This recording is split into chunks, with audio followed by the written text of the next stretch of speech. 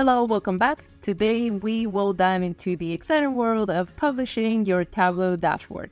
Whether you're sharing insights with your team or just showcasing your work to a broader audience, publishing is a crucial step. So let's get started.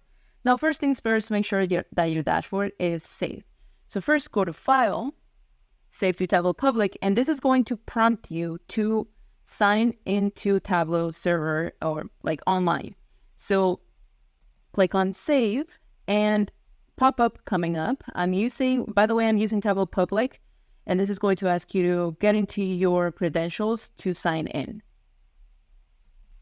Once you sign in into Tableau, it's going to prompt you to save your workbook. So how do you want to save it? So let's name it Tableau Workbook 1 and 225. Click Save. And it's preparing. It's going to take a little bit. And once it's done, it's going to prompt you to your profile. In this case, Tableau Public. My profile is in Tableau Public.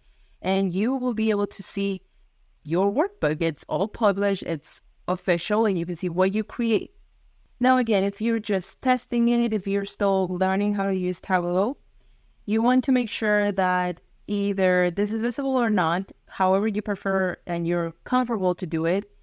You can turn off access for people, and you can turn off this one too. And now you can also edit it from here. So if you click on Edit, it's going to prompt you to online how you can edit your Tableau workbook. And there you have it. It was a really easy way to publish your Tableau dashboard.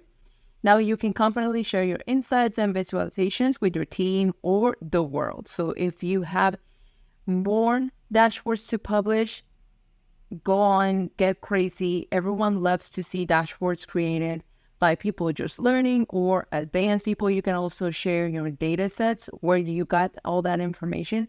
And most important of all, you can put it in your resume as ways of saying, I learned how to do specific dashboards based on shared data sets in the internet, and this is how they came up with.